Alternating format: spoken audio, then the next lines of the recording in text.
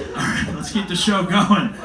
Our next comedian coming to stage, she has performed all over the world. She has been there. She has done that. These are words from her. We'll find out what that is in a moment here. Please welcome Carole Kaufman.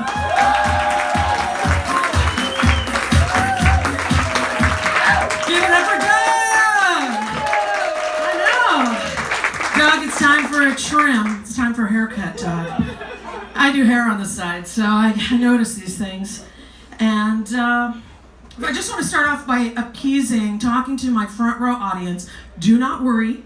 I'm not going to be picking on you tonight, right? I think of this more like me time, right? So I'm not really out there, And the thing that's really weird, I don't know if there's any other budding comedians in here, but you can expect this. The second that you tell anyone you're a comedian, they're going to say, you just met them, right? The most mundane person in the world, you tell them you're a comedian, the first thing. Oh my God, you're going to talk about me, aren't you? What are you going to say about me? You're going to talk about me. It's like, look, you're a totally boring fuck. I'm not going to talk about you. All right, I'm not even going to think about you in the next ever again. So you're fine, you're great, don't worry. You're fine, you're really fine. But, I originally wanted to come in and try all this new material, but I have to be honest. Is anyone else still recovering from the holidays? Is it just me? Oh my God, I know. It's like all this loving family time, and I want to share some things that were just difficult for me. You can tell I'm out of breath because I'm not over it. And some of this stuff makes you question your own reality.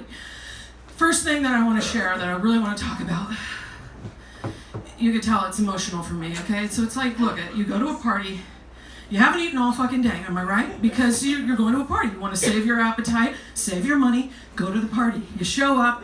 No, you don't bring a gift because, whatever. Anyway, save your appetite. What do they have for you? Costco pinwheels. Yeah. Has anybody else ever experienced this culinary delight? Okay.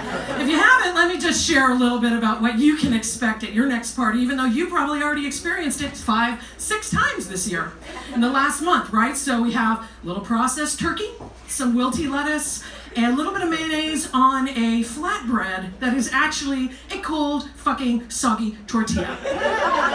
How is this delicious? How is this okay? And the people that bring it are always so proud. I brought the pinwheels. I brought those.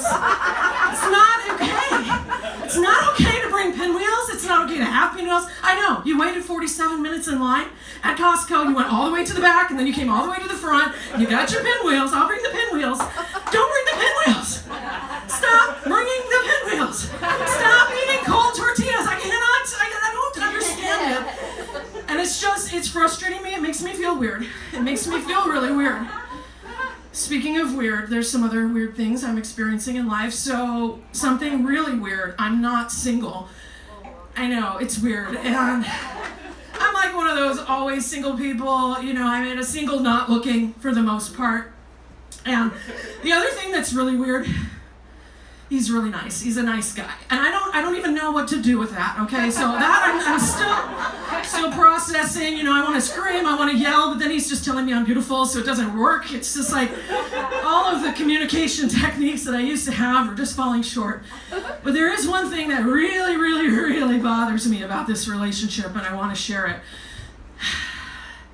I found him when I was fully content and not looking. Now, are there any other people? Okay, is there anybody else here that absolutely hates those MFers? And you know what I want to say.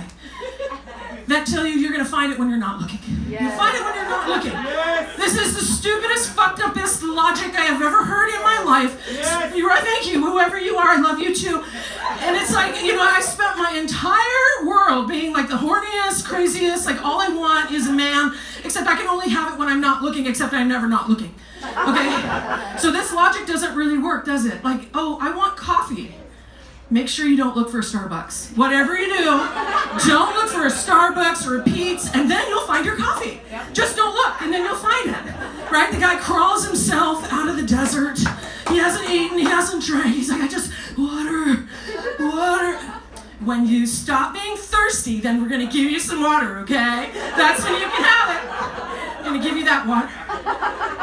Fuck fucking assholes. And so you can understand my rage, essentially. I'm sorry that I have to just rage on you, but I mean, like, the stupidest advice, I'm spitting, that's how stupid it is. Stupidest advice, and then I fell for it. I thought I was fine. I thought for sure I was just not even going to be involved, so now there's that. Okay, let me just breathe. Because I really want to connect with you. I want you to feel this arc that I am going through, because 2019, anybody else here, fresh start, right? We're all going to have a fresh start. So I've started, my fresh start is starting to follow up on things that interest me, right? Like why people laugh for no reason. That would be interesting, right? I don't know, but thank you. So recently, right, for the holidays, I stayed on a coffee plantation, and the coffee was totally delicious. And I started thinking about actually all the coffee plantations I've stayed on in my life, right? I was in Kona, the most delicious coffee, right? And then I've been to Costa Rica. They're supposed to have the most delicious coffee. Panama, I stayed on a coffee plantation there. And so it got me thinking. I was like, where's the most delicious coffee? I want to know. Started doing my research, doing all that stuff, and what I found out is that actually the best ass coffee actually comes from the ass of a cat. I don't know if you know this. This is like the shit that you can learn on the internet. I mean, I know I didn't make that up, but it really is mind-boggling. Turns out, in Indonesia, there's the Asian civet cat, right? And he eats these berries. He finds the best ones. He eats them all up. They half digest. He shits them out, and then like a farm worker picks the civet shit, and they dry them out and they sell it for $100 a pound, right? And all the like world's best hotels are serving this shit coffee, and it's delicious and it's wonderful. So first I thought, that's really weird, like that the best ass coffee is actually ass coffee. That just blew my mind. And then I'm thinking like the triple sphincter frappuccino. I don't know where this is going ultimately, but I just wanted to tell you, don't drink that wine. Drink some shit coffee if you can find it. It's apparently very delicious, half digested, and picked by a shit civet picker. Something like that. Anyway, thank you very much. I'm Carole Kaufman.